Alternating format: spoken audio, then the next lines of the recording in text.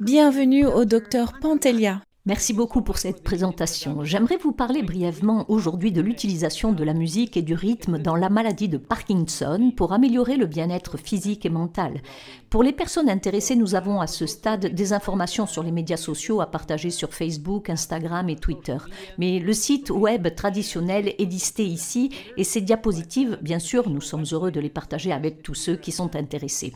La vision de notre centre John Hopkins pour la musique et la médecine peut être résumée par la devise « La musique comme médecine, la médecine pour les musiciens ».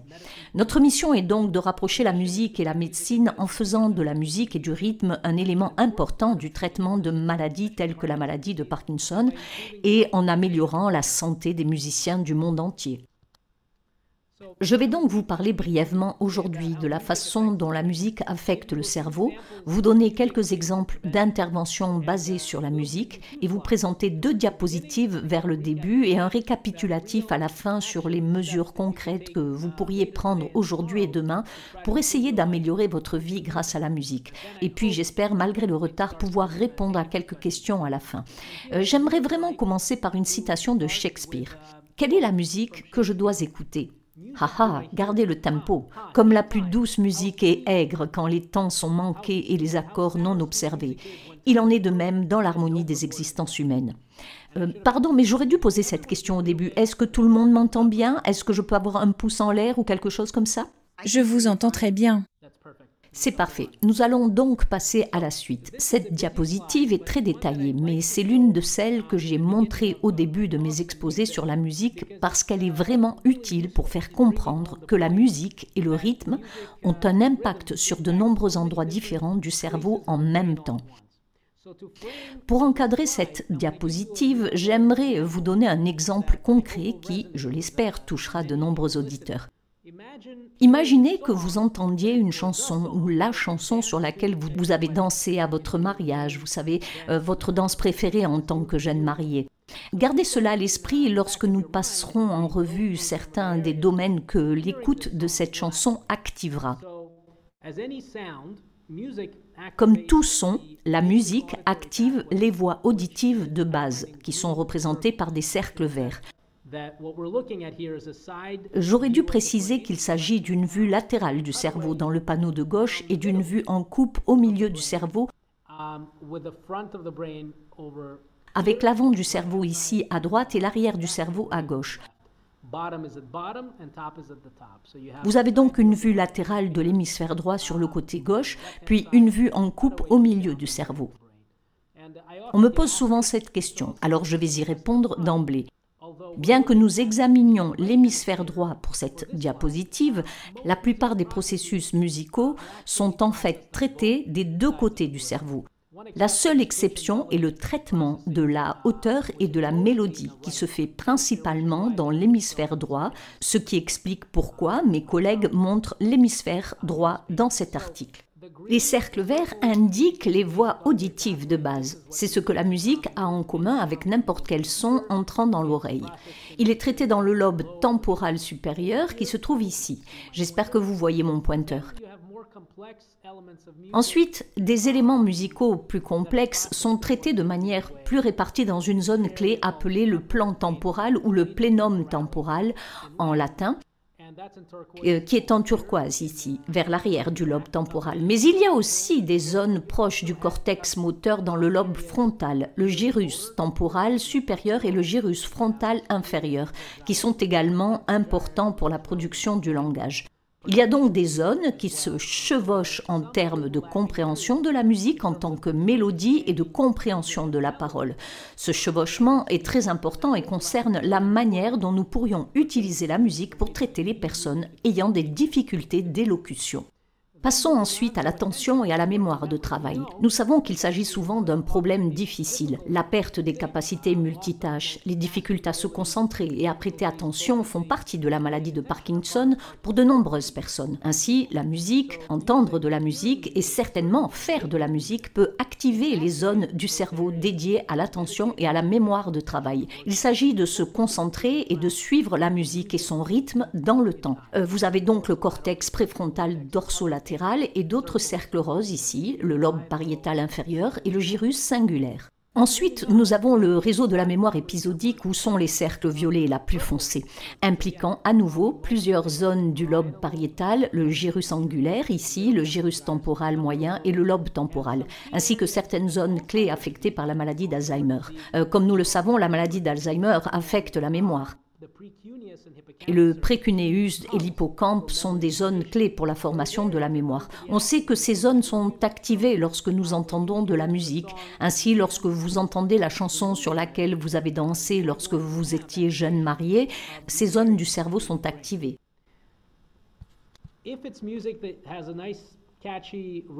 S'il s'agit d'une musique au rythme entraînant ou si vous chantez ou jouez d'un instrument de musique, vous pouvez être sûr que le cortex moteur, en bleu foncé, est également activé.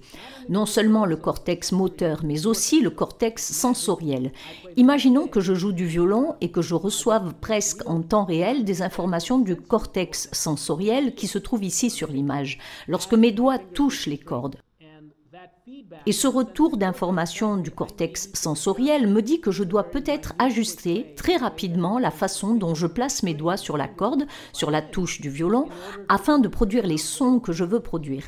Il y a donc ce retour d'information immédiat, presque en temps réel, entre le cortex moteur qui effectue un mouvement volontaire planifié et le cortex sensoriel somatique. Et oui, ces deux zones sont activées en entendant de la musique et en particulier de la musique qui se danse, qui a un rythme soutenu et agréable.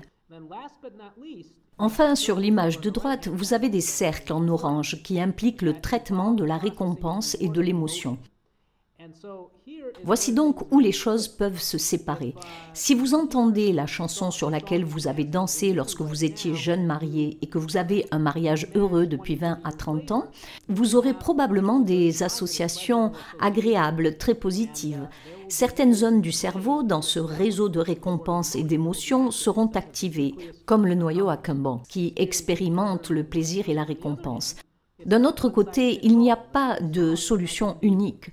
La même chanson ne sera pas vécue de la même manière dans le cerveau de différentes personnes. Si vous avez eu un divorce difficile 5 ans après votre mariage et que vous entendez ensuite cette chanson sur laquelle vous dansiez lorsque vous étiez jeune marié, vous pourriez avoir des associations très négatives avec cette chanson, de sorte qu'au lieu du noyau accumbens, vous pourriez avoir le centre de lutte ou de fuite du cerveau activé, c'est-à-dire l'amygdale ici. Je tiens donc à souligner qu'il n'y a pas de solution unique en matière de musique, mais l'argument avancé ici en vous montrant cette diapositive très détaillée est qu'il y a quelque chose à tirer de la musique pour tout le monde. D'un autre côté, la difficulté de l'étude en tant que chercheur réside dans le fait que de nombreuses zones du cerveau sont activées simultanément, d'un seul coup, en écoutant une chanson donnée, et qu'il est difficile de séparer les effets de la musique et du rythme sur ces réseaux distincts dans le cerveau.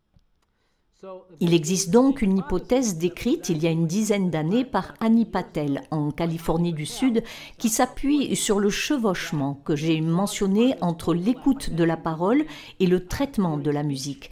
Les bienfaits de la musique sont dus à la plasticité adaptative du cerveau dans les réseaux de traitement de la parole. Cette plasticité se produit lorsque les conditions suivantes sont réunies. Ces conditions sont définies par un acronyme OPERA. Le O pour overlap signifie donc chevauchement. Comme je l'ai déjà mentionné, il existe un chevauchement anatomique dans les réseaux cérébraux qui traite les caractéristiques acoustiques utilisées à la fois pour la musique et la parole. La lettre P signifie précision dans l'acronyme. En moyenne, la musique sollicite beaucoup plus ces réseaux partagés entre le traitement de la mélodie et la parole normale que la parole en termes de précision du timing à laquelle il faut prêter attention. Le fait qu'il y ait une grande demande de précision pourrait donc signifier que les personnes qui sont exposées à plus de musique au cours de leur vie pourraient en fait conserver la capacité de comprendre et de traiter la parole un peu mieux avec l'âge que celles qui n'ont pas été exposées à la même quantité de musique. Il existe d'ailleurs des preuves à ce sujet. Dans l'acronyme OPERA, le E signifie émotion. Comme je l'ai déjà mentionné, les activités musicales qui sollicitent le réseau émotionnel peuvent susciter des émotions positives très fortes, mais j'ajouterai également des émotions négatives affective très forte. Pour revenir à l'exemple que j'ai donné de la danse sur une chanson lors de votre mariage, puis d'un divorce amer et de l'écoute de la chanson après le divorce. La lettre R signifie répétition. Les activités musicales qui font appel à cet ensemble de réseaux partagés sont fréquemment répétées. En d'autres termes, c'est en forgeant qu'on devient forgeron. Et si l'on ne s'en sert pas, eh bien on le perd. Il faut donc être exposé de manière répétée à une activité basée sur la musique ou sur le rythme, comme la danse, pour en tirer des bénéfices. Enfin, A signifie attention. Les activités musicales qui font appel à tous ces réseaux partagés sont associées à une attention soutenue. Il faut être attentif à la musique pour en tirer tous les bénéfices. L'idée que la musique peut modifier le cerveau au fil du temps, cette idée de neuroplasticité n'est pas nouvelle. L'un des fondateurs espagnols des neurosciences, Santiago Ramón y Cajal, a écrit en 1904 « Tout le monde sait que la capacité d'un pianiste à jouer une pièce adaptée à une nouvelle œuvre exige de nombreuses années de gymnastique mentale et musculaire. » Alors pour comprendre ce phénomène, il faut admettre qu'en plus du renforcement des voies préétablies, ces réseaux que je vous ai montrés dans une diapositive précédente de nouvelles voies sont créés par la ramification et la croissance progressive des processus dendritiques terminaux et externes. Ainsi, plusieurs décennies avant la mise au point des tomodensitogrammes et des IRM du cerveau, ce neuroscientifique a émis l'hypothèse en 1904 qu'un pianiste ou quelqu'un, vous savez, un chanteur, quelqu'un qui pratique un instrument, forme en fait de nouvelles voies dans son cerveau au fil du temps. Aujourd'hui, nous disposons de méthodes scientifiques modernes pour démontrer que c'est le cas. Une citation actualisée de Michael Futz, fondateur de la musicothérapie neurologique, est la suivante. « Le cerveau qui s'engage dans la musique est modifié par cet engagement. Nous pourrions donc utiliser l'activité musicale pour activer les zones du cerveau qui ne sont pas ou moins affectées par les maladies neurologiques, ce qui nous permettrait peut-être de contourner les voies problématiques, certains de ces réseaux que je vous ai déjà montrés dans la diapositive précédente. » Alors, que pouvons-nous faire? Allons droit au but. Voici un exemple de musicothérapie neurologique. Il s'agit de l'amélioration sensorielle structurée. Elle pourrait améliorer la posture par des étirements, par exemple en étirant le bras au-dessus de la tête pendant que l'on suit une mélodie. Imaginez un exercice où vous entendez une mélodie. Et en descendant,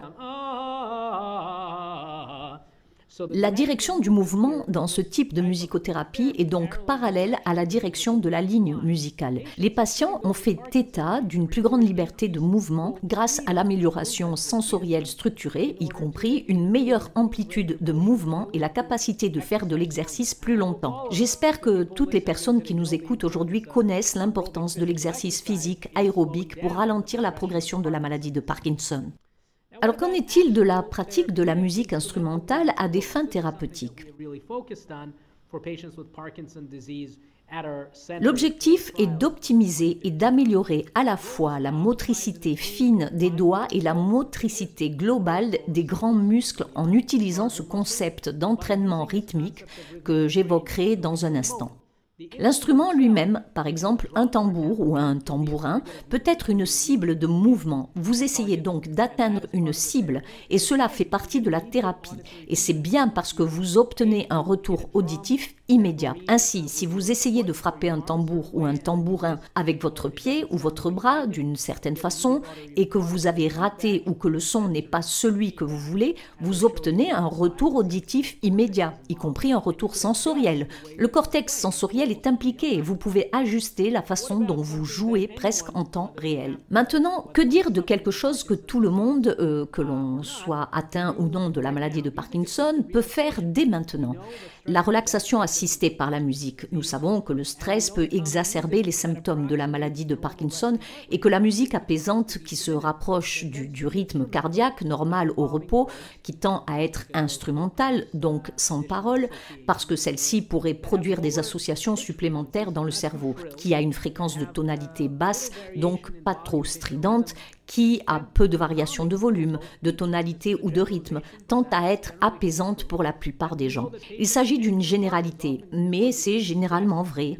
Nous savons que les patients et les soignants font souvent état d'une diminution du stress et d'une amélioration des symptômes lorsqu'ils écoutent de la musique. De plus, de nombreuses études portant sur différentes pathologies neurologiques ou autres mesurent des niveaux de cortisol, l'hormone du stress, et montrent clairement qu'ils diminuent, même à court terme, après l'écoute d'une musique relaxante. Alors comme je vous l'ai promis, je vais vous donner des moyens d'action. Voici la première diapositive que nous allons réutiliser avant la fin de l'exposé.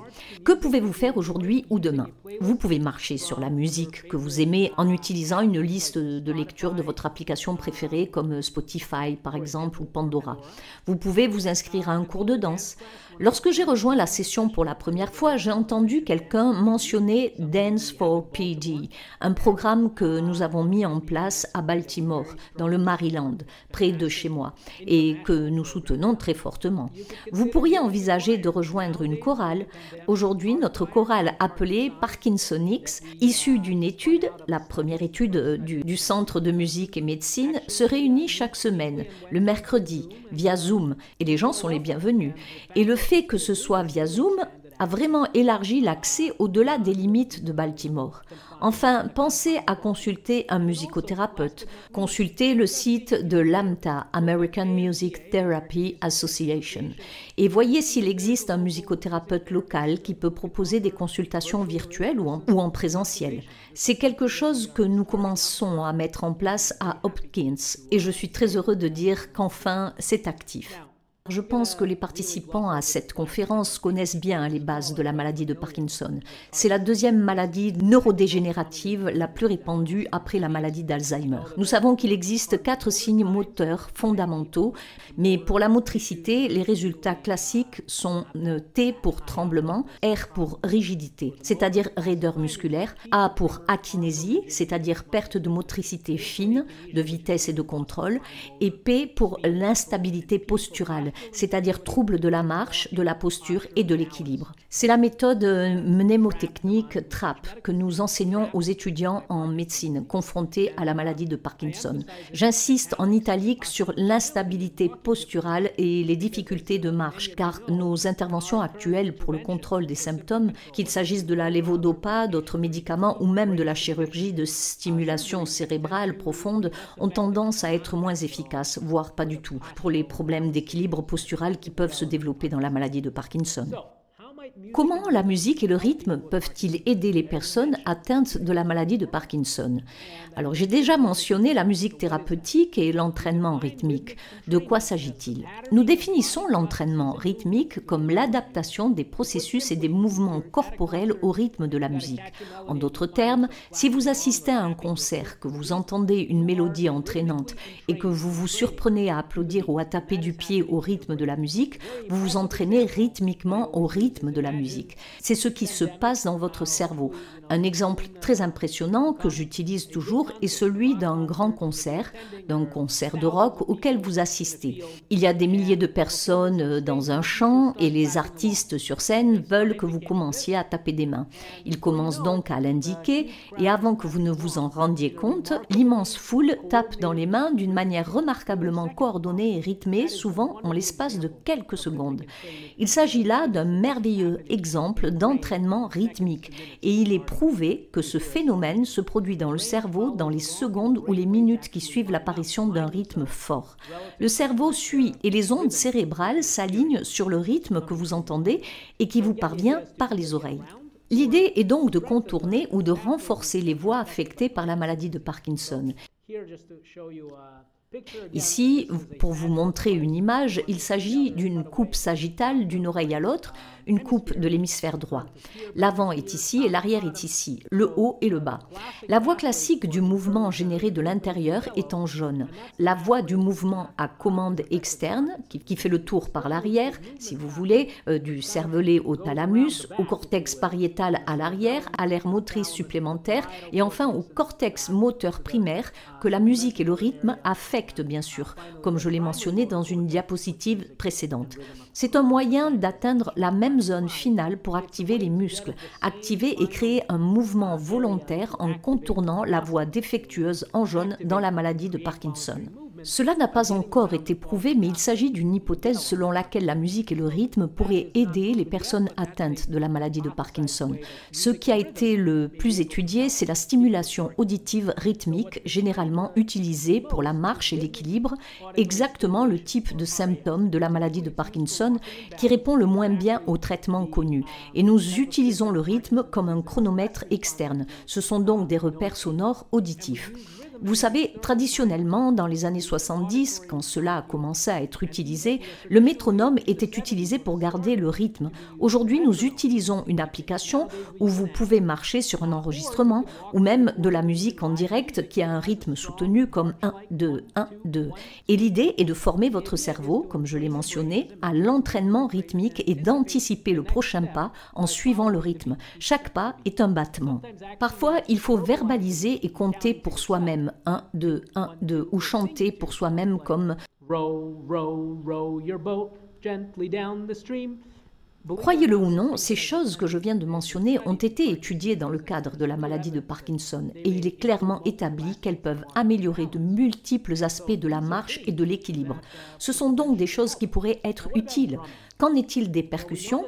Nous savons que le tambour fait depuis longtemps partie des rituels de guérison traditionnels dans de nombreuses cultures à travers les continents. Lorsque j'étais encore en formation à l'Université de Pennsylvanie, un groupe de patients nous a fait part d'une amélioration significative de leur sentiment de bien-être après un seul cours de 45 minutes donné par un instructeur de tambour d'Afrique de l'Ouest. Il s'agissait de la retraite annuelle organisée par UPenn pour les patients atteints de la maladie de Parkinson.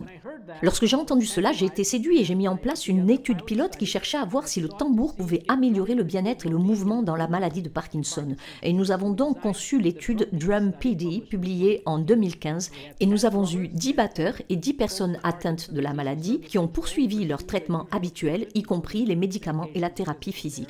Nous avons évalué les personnes au début de l'étude et 6 semaines plus tard. Dans le cas des batteurs, l'évaluation a eu lieu après 12 cours, 2 fois par semaine pendant 6 semaines.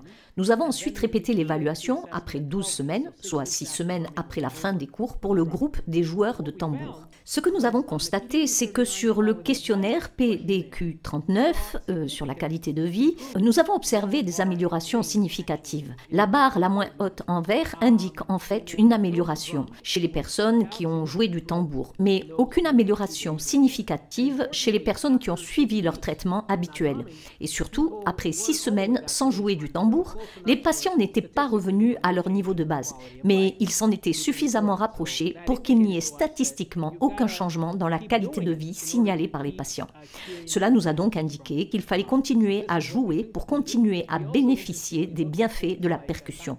Il est intéressant de noter que nous avons également examiné des éléments tels qu'un test de marche chronométré pour voir s'il y avait une amélioration de la vitesse de marche et de certains aspects de l'équilibre. Nous avons également constaté une tendance dans ce sens. Si vous pouviez vous imaginer vous asseoir avec un tambour et taper sur un tambour, votre propre tambour, mais suivre un instructeur et obtenir une amélioration de la marche, or c'est une tendance que nous avons observée. Nous avons également constaté une amélioration de l'humeur, mais cela n'était pas statistiquement significatif dans notre étude pilote pour la partie tambour. J'aimerais partager avec vous un autre exemple d'étude portant sur la pratique thérapeutique de la musique instrumentale à la guitare. Nous avions 2 groupes de patients qui ont été désignés au hasard, soit pour suivre un cours de guitare, soit pour suivre un cours de guitare au bout de 6 semaines. Ils ont suivi des cours de guitare 2 fois par semaine et le groupe 2 a reçu le cours de guitare 6 semaines après le groupe 1. Nous avons donc évalué tous les participants au début, puis après 6 semaines, 12 semaines et 18 semaines. Pour l'ensemble des participants, le score de l'indice synthétique du questionnaire sur la qualité de vie dans la maladie de Parkinson s'est amélioré entre le début de la semaine 12, c'est-à-dire au moment où les cours de guitare ont pris fin pour tout le monde. Et l'amélioration s'est poursuivie à la semaine 18. Mais elle n'a pas atteint le seuil de signification statistique, ce qui signifie qu'elle va dans la bonne direction, mais pas complètement. Nous avons ensuite examiné les scores de dépression à l'aide de l'inventaire de la dépression de Beck et nous avons constaté une tendance à l'amélioration après 6 semaines, une augmentation de la motivation qui a également eu tendance à s'améliorer après 12 semaines. Il est intéressant de noter que nous avons obtenu des améliorations significatives au niveau du MDS-UPDRS, l'évaluation de la motricité, qui est la norme pour la maladie de Parkinson. Une amélioration significative a été constatée à 12 semaines. Elle s'est maintenue à 18 semaines. Donc la fonction motrice semble avoir été améliorée en termes de dextérité pour jouer de la guitare. Mais nous avons également examiné une performance quotidienne comme le fait de taper sur un clavier, en mesurant la précision et la vitesse. Les participants à cette étude ont en fait obtenu de très bons résultats avec plus de 90% de précision, même au niveau de base pour la frappe. Et qu'en est-il de la thérapie par la musique pour la voix ? Nous savons que le chant est thérapeutique et peut être utilisé pour aider à améliorer la respiration, contrecarrer le volume doux et décroissant et la voix monotone qui sont parfois des défis pour les personnes atteintes de la maladie de Parkinson. L'objectif global est d'améliorer la compréhensibilité et nous avons donc réalisé l'étude parkinsonique et recruté 32 participants, les avons assignés aléatoirement à un cœur hebdomadaire d'environ 1 heure par rapport à un groupe de soutien simple hebdomadaire pour la maladie de Parkinson. Et nous avons fait cela sur 12 semaines. Après 12 semaines, ceux qui étaient dans le groupe de soutien ont basculé vers le chant. Et ceux qui avaient fait le chant en premier sont passés au groupe de soutien. Encore une fois, nous avons examiné certains des mêmes résultats mentionnés précédemment et les personnes évaluant ces résultats étaient en aveugle quant au groupe auquel chaque participant appartenait à ce moment-là. Donc, 26 sur 32, plus de 80% des patients ont terminé notre étude sur la maladie de Parkinson. Cette étude a duré 6 mois et il y a eu une amélioration significative par rapport à la ligne de base et au volume moyen sur l'image du vol de cookies qui consiste essentiellement à regarder une image et à décrire ce que vous voyez pendant 60 secondes. Nous avons mesuré le volume à partir d'un enregistrement ainsi qu'avec un appareil de mesure du niveau de pression sonore. De plus, nous avons fait lire un paragraphe standard aux participants et il y a eu une amélioration des volumes de lecture minimaux à 24 semaines et à 30 semaines, soit 6 semaines après la fin de toutes les interventions dans l'étude. Le volume minimal lors de la lecture du passage de l'arc-en-ciel s'est amélioré ainsi que dans la description de l'image du vol de cookies. Nous avons observé des améliorations dans les mouvements indépendamment de l'ordre dans lequel les personnes ont fait du chant. Mais il est clair qu'il y a eu des améliorations dans l'ensemble du groupe, ce qui est encourageant. Nous avons donc conclu que le chant hebdomadaire en groupe est une intervention réalisable qui peut améliorer certains aspects du volume de la voix dans la maladie de Parkinson et que certaines améliorations ont été constatées au moins 6 semaines après la fin des interventions. Le chant hebdomadaire en groupe semble donc réalisable et nous avons créé un programme pour les personnes atteintes de la maladie de Parkinson qui se poursuit chaque semaine. Ce projet est financé par le Movement Disorder Center et le Center for Music and Medicine. À l'avenir, nous prévoyons d'autres évaluations de la voix, de la fonction motrice et de la qualité de vie. Alors que je m'achemine vers la fin de mon exposé, j'aimerais vous présenter quelques points forts de notre Centre pour la musique et la médecine. Nous sommes sur le point de soumettre un article sur les effets à court terme de l'évaluation clinique des repères auditifs rythmiques dans les troubles parkinsoniens atypiques. Il s'agit des cousins maléfiques de la maladie de Parkinson qui n'ont pas de traitement vraiment efficace. C'est pourquoi je consacre une grande partie de mes recherches à ces maladies. Nous sommes au milieu d'un essai pilote à domicile de MedRhythms. Il s'agit d'un appareil qui fournit des repères rythmiques par le biais de la musique, d'une playlist, et la playlist sur le téléphone est reliée à des capteurs sur chaque pied. Les capteurs via Bluetooth envoient des mises à jour sur les mesures de la marche et de l'équilibre des participants. Et la vitesse de la chanson ainsi que le rythme sont ajustés toutes les 20 secondes sur la base du modèle de marche de chaque individu. C'est ce que nous faisons et nous avons commencé à donner des cours de tambour à des personnes atteintes de la maladie de Parkinson et cela fonctionne bien depuis le mois de février. Enfin, nos partenaires de l'école de musique Peabody proposent des cours collectifs de guitare subventionnés pour les personnes atteintes de la maladie de Parkinson. Ces cours ont malheureusement été suspendus récemment, mais ils devraient reprendre au cours du semestre à l'automne. Par ailleurs, je suis fière de vous dire qu'en milieu hospitalier, je suis consultant dans le cadre du projet La musique pour la douleur de l'école d'infirmières.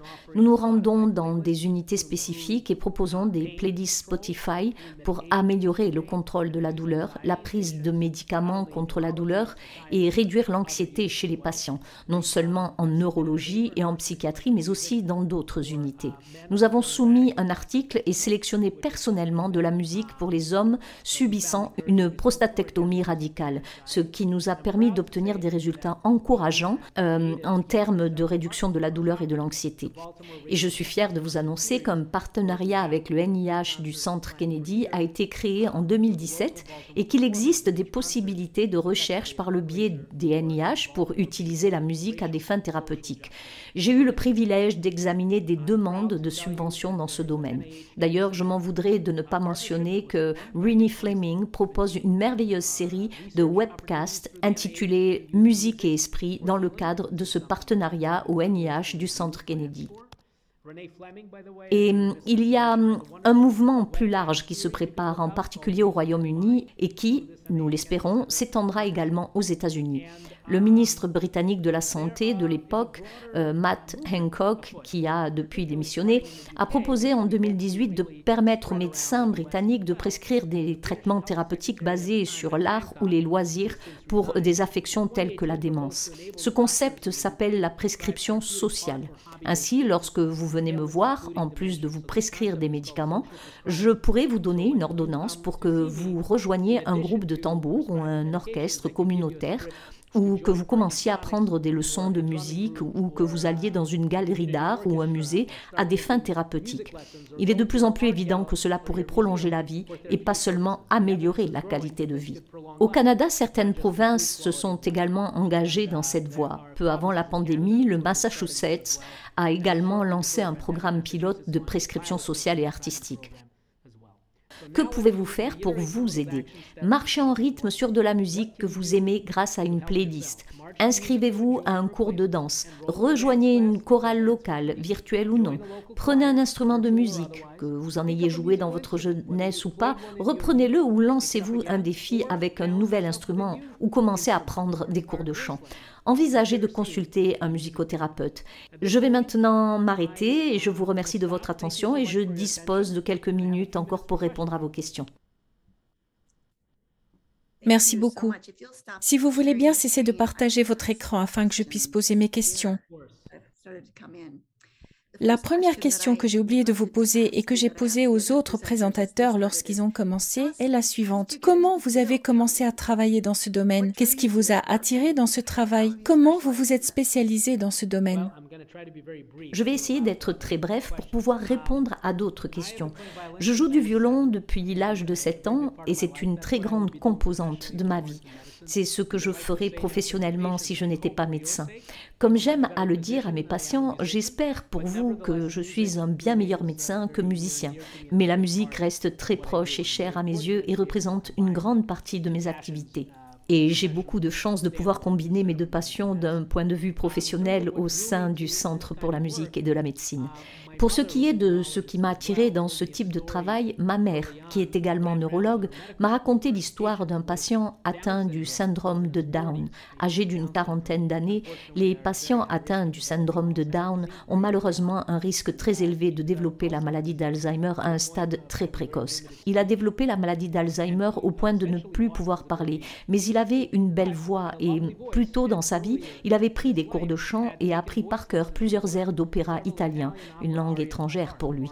Il a donc perdu la capacité de parler sa langue maternelle, mais a conservé, même dans les affres d'une démence avancée, la capacité de chanter parfaitement, avec une excellente diction des arias en italien.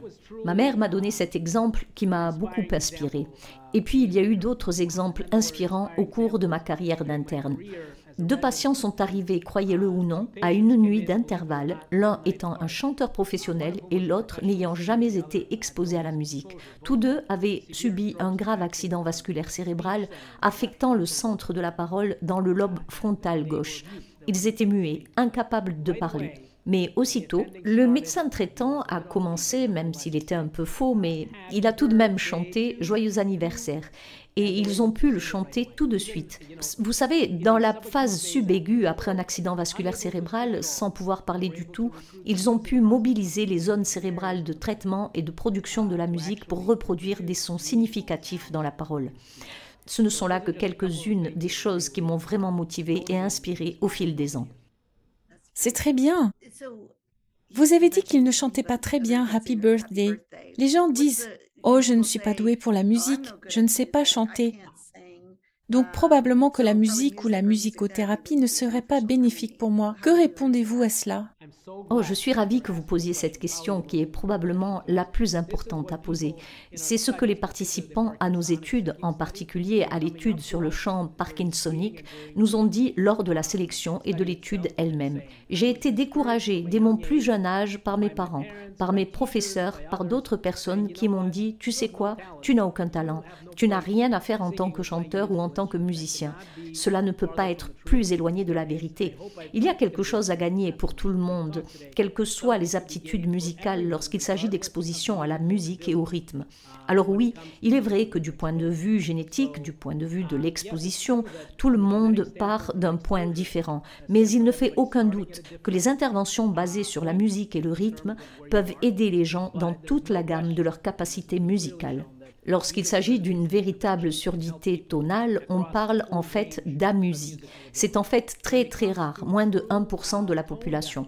Nous parlons donc de plus de 99% d'entre nous qui sont capables de traiter la mélodie dans une certaine mesure et de glaner des informations. Et même les personnes atteintes d'amusie peuvent encore assimiler le rythme. Eh bien, quelque chose comme la danse ou le battement d'un tambour peut être thérapeutique pour ces personnes. Ne vous découragez donc pas. Ce que je veux dire, c'est qu'il n'est jamais trop tard, quel que soit l'âge, pour commencer à activer les parties du cerveau qui sont restées endormies et pour commencer à favoriser la neuroplasticité, créer de nouvelles voies pour contourner les voies qui ont été endommagées ou qui sont en train d'être endommagées par le vieillissement, la maladie de Parkinson ou d'autres maladies. Vous avez parlé de musicothérapie. Pouvez-vous nous décrire brièvement à quoi ressemble une séance de musicothérapie? Oui, c'est très personnalisé et c'est quelque chose que je n'avais pas réalisé moi-même jusqu'à ce que je commence à travailler étroitement il y a quelques années avec des musicothérapeutes talentueux. La formation est donc encore un peu différente selon l'endroit où elle est dispensée.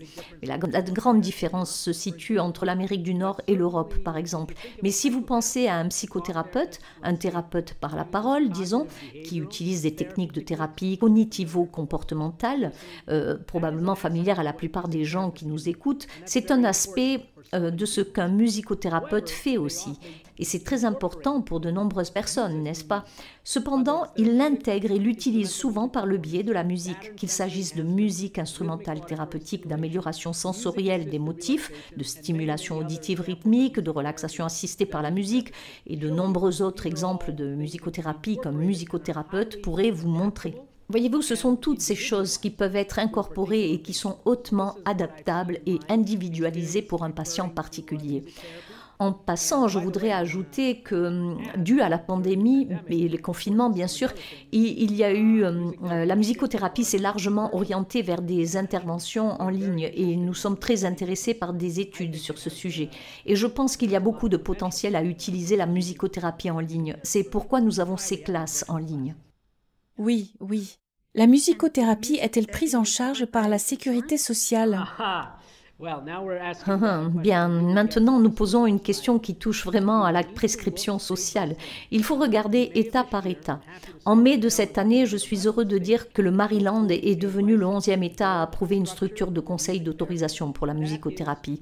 Il s'agit d'une étape cruciale sur la voie de la création d'un code unique que Medicare et d'autres assurances maladie pourront utiliser. À l'heure actuelle, ce que font les musicothérapeutes dans la plupart des États, généralement en milieu hospitalier, c'est qu'un ergothérapeute procède à une évaluation initiale. Il est déterminé qu'un musicothérapeute peut aider et il utilise les mêmes codes que les ergothérapeutes pour les visites de suivi, ce qui est évidemment inefficace et n'est pas toujours couvert.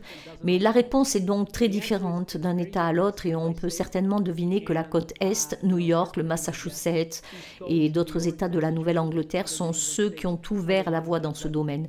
Mais mon objectif, de mon vivant, est de faire en sorte que les 50 États obtiennent la licence, que ce soit national et qu'il y ait un remboursement universel. Car franchement, pour quelque chose qui n'a pas du tout d'effet secondaire et qui a beaucoup d'avantages, notamment en termes de qualité de vie, mais aussi de modification du taux de certaines maladies, je pense qu'il y a beaucoup d'avantages du point de vue de l'économie et de la santé. Et aux États-Unis, nous devons faire valoir l'argument de l'économie de la santé pour inciter les comptables à couvrir ces soins. Et c'est ce à quoi nous nous emploierons dans les décennies à venir. La musique peut-elle aider à lutter contre l'apathie ou la dépression? C'est un sujet dont nous avons parlé avant que vous n'arriviez. Yes, wonderful. A wonderful segue. Oui, merveilleux, une merveilleuse transition. Si je me fie aux études dont je vous ai résumé quelques-unes aujourd'hui, il semble que l'humeur soit ce qui s'améliore le plus et que la qualité de vie soit ce qui s'améliore de manière générale. L'apathie en particulier est intéressante. Nous savons que la musique active les zones du cerveau qui sont affectées par les maladies, comme la maladie de Parkinson qui entraîne l'apathie. Il est donc certain que l'exposition répétée à la musique, le fait d'y prêter attention et le fait de supposer qu'il s'agit d'une musique agréable active ces zones. Encore une fois, vous devez trouver ce qui vous plaît dans une playlist, par exemple, afin d'être motivé. Il y a de fortes chances que vous soyez motivé pour y revenir et faire de l'exercice en musique ou jouer d'un instrument, faire des choses encore et encore. En fait, je pense qu'il s'agit là d'un élément clé de la valeur ajoutée des interventions basées sur la musique par rapport à une thérapie standard ou à une thérapie intensive, qui peut être très efficace, mais où les gens perdent leur motivation au fil du temps. Y a-t-il beaucoup de médecins comme vous qui comprennent les avantages de la musique? Ou êtes-vous unique dans votre compréhension de ces deux domaines? Pour ce qui est de lancer des statistiques, je pourrais dire que notre centre est unique aux États-Unis par son envergure. On peut dire que l'USC et l'UCSF, la Californie, San Francisco, ont des centres d'une envergure similaire. Mais il est certain que les choses, permettez-moi de vous le dire ainsi, ont évolué dans le bon sens. Je viens de donner l'exemple d'un conseil d'agrément pour la musicothérapie dans l'État du Maryland qui a été approuvé en mai de cette année. Et je pense que cela montre bien que les gens sont généralement plus attentifs aux bienfaits potentiels de la musique. L'autre élément vraiment encourageant qui fait avancer les choses est le fait que les NIH investissent de l'argent réel dans ce type de recherche. Le NIH a accordé 20 millions de dollars en 2019 et nous devons encore obtenir le budget final. Mais nous espérons au moins 20 millions de dollars supplémentaires pour des projets qui feront avancer la recherche sur la musique et la santé au cours de cette année fiscale. Ce sont donc des éléments clés qui indiquent qu'il y a un mouvement vers la reconnaissance de l'importance de ce que la musique et le rythme peuvent faire pour la santé. C'est vraiment passionnant. Merci. Encore quelques questions si vous avez quelques minutes. Ah, absolument. Avez-vous des conseils à donner aux personnes qui nous écoutent sur la façon de trouver une chorale ou un groupe de chant pour la maladie de Parkinson? Ou faut-il qu'il s'agisse d'une chorale ou d'un groupe de chant spécifique à cette maladie? Comment encouragez-vous les gens à s'impliquer dans le chant collectif? Oh, fantastique question pratique. Je pense que la première chose à faire, comme toujours, est de faire des recherches sur Internet. En outre, cela dépend également du stade de la maladie, si c'est comme des cours de sport réguliers avec différents degrés de difficulté. Si vous en êtes à un stade précoce de la maladie et que vous n'avez pas été un adepte du canapé, que vous avez fait de l'exercice toute votre vie, surtout si vous avez été sportif, alors je ne recommanderais pas un cours pour la maladie de Parkinson. Je recommanderais un cours régulier pour que vous vous poussiez vraiment à suivre le rythme de ceux qui ne sont pas atteints de la maladie de Parkinson. Il en va de même pour rejoindre un groupe ou plutôt une chorale de personnes non atteintes de la maladie de Parkinson. Par ailleurs, dans la région de Dallas, il existe une chorale extraordinaire. Elle s'appelle le Parkinson Voice Project. Je ne l'ai pas sur la diapositive, mais le Parkinson's Voice Project dispose d'un financement important à ce stade. Ils associent leur chant à la méthode LSVT, la rééducation de la parole, qui est tout simplement fantastique. Et ils se sont répandus à l'Université d'État de l'Iowa. Il y a un nombre croissant de chorales qu'Elizabeth Stage Müller, qui est une de mes grandes partenaires et une collègue, a fait grandir. Évidemment, les chorales de Baltimore, à Philadelphie, il y a une chorale que j'ai créée avant de partir à Baltimore et qui continue de fonctionner. Alors cherchez sur Internet, regardez attentivement, cherchez, vous trouverez. L'un des groupes de chant que nous connaissons dans notre communauté locale s'appelle Tremble Clefs. Oui, j'aime beaucoup ça. et j'en ai vu aussi dans d'autres communautés, alors les gens pourraient peut-être chercher cela sur Google, Tremble Clef. Oui, d'ailleurs, pour l'anecdote, le nom Parkinsonic a été voté par les participants à l'étude. Nous avons pensé qu'il était très important d'utiliser un processus démocratique parce qu'il y a souvent beaucoup de discussions, vous savez. Vous ne voulez pas que le nom de la chorale soit stigmatisé. Alors les participants se sont donc mis d'accord sur Parkinsonics. C'est un très joli nom. Oh, merci. Et puis la dernière question. Puis je vais conclure avec quelques commentaires que nous avons reçus au cours de votre conférence. En fait, 2 questions. Y a-t-il une différence entre l'écoute de la musique ambiante et l'utilisation d'oreillettes ou d'écouteurs? Y a-t-il une différence d'efficacité? Ah, excellente question. Pour l'instant, la réponse courte est non, en termes d'utilisation dans les études. En général, on utilise des écouteurs, car s'il y a d'autres bruits ambiants qui se superposent à ce que vous écoutez, si vous n'avez pas d'écouteurs, ils sont mélangés. Tout est mélangé. Il est donc difficile de déterminer les effets de l'intervention, qu'il s'agisse de musique ou d'autre chose. Nous utilisons donc généralement des écouteurs ou des oreillettes. Mais si vous préférez ne pas avoir quelque chose sur vos oreilles, il n'y a rien de mal à cela. Parfait. Et est-ce que votre conseil sur le tambour, le cours de tambour, est similaire au chant? Comment en trouver un? Le chercher sur Internet? Oui, je dois être honnête, mais ça va être un peu difficile. Mais pour les personnes intéressées par nos cours de batterie via Zoom, je pense qu'il nous reste encore quelques places pour notre merveilleux et talentueux professeur de percussion. Je suis donc ravie que les personnes intéressées m'envoient un courriel et je le transmettrai à Jason Armstrong Baker, qui dirige ces cours. Super. Et l'un de nos ambassadeurs dans le Massachusetts donne également des cours de batterie. Lorsque nous donnerons suite à cette émission aujourd'hui, nous vous donnerons des liens pour que vous puissiez contacter le cours de batterie. En fait, j'aimerais beaucoup voir cette série de liens parce que nous pouvons l'incorporer, la partager sur nos médias sociaux si c'est possible et mieux faire passer le mot. Tout à fait, tout à fait.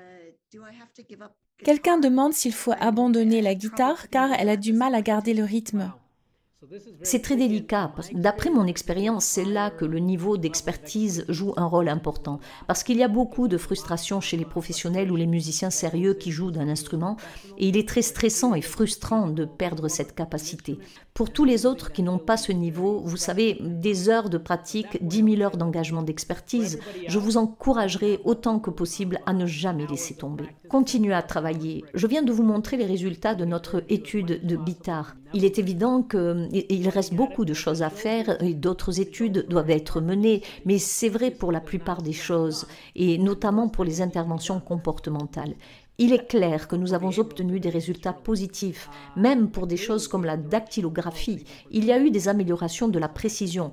Il semble donc qu'il y a des effets de rémanence. Il est certain que l'humeur et l'anxiété sont susceptibles de s'améliorer. Si vous le faites régulièrement, au moins 2 fois par semaine, je vous invite donc à ne pas abandonner.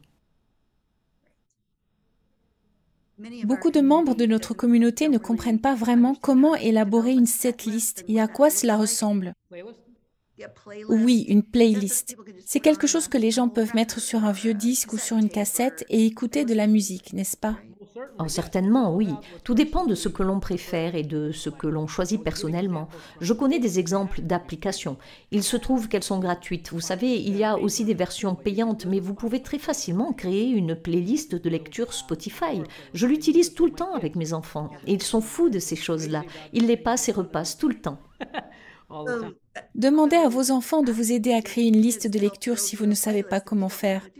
Oh, quelle merveilleuse façon de reprendre ce que je voulais dire, oui. Exactement, exactement. Maintenant, une question personnelle pour vous. Quelle est votre musique préférée? Vous savez, je suis partiale. Je dois avouer mon penchant pour la musique classique parce que c'est dans ce domaine que j'ai été formée. Depuis, je me suis vraiment diversifiée. Je joue du bluegrass, du jazz, du blues. Et j'aime donc tous ces types de musique, mais je ne veux pas prétendre que les types de musique que je viens de citer sont ceux qui conviennent le mieux à tout le monde. Ce n'est pas vrai, non, ce n'est pas vrai. C'était juste une question personnelle pour mieux vous connaître. D'accord, oui. Le monde s'ouvre à nouveau et si vous aviez l'opportunité d'aller à un concert, lequel choisiriez-vous? Moi, oh mon Dieu, eh bien, je pense que c'est assez simple, parce qu'on y pensait justement. Eh bien, allez voir Itzhak Perlman jouer avec l'Orchestre symphonique de Baltimore. C'est ma réponse spontanée, c'est un de mes rêves. Génial, génial. Eh bien, nous avons apprécié vraiment que vous soyez ici aujourd'hui et que vous ayez partagé cela avec nous. Je voudrais terminer avec un commentaire de l'un des membres de notre public aujourd'hui qui a dit « C'est tellement excitant à entendre. J'ai une maladie de Parkinson à début précoce et je vais bientôt prendre ma retraite pour explorer ce que j'aime, la musique et l'art, et le mouvement et la création. Je pensais que cela m'aiderait et maintenant j'en suis sûre. Merci. » Merci pour ce magnifique commentaire. Je suis tout à fait d'accord sur le fait que cela sera très utile à l'avenir et j'espère pour beaucoup de personnes qui écoutent aujourd'hui.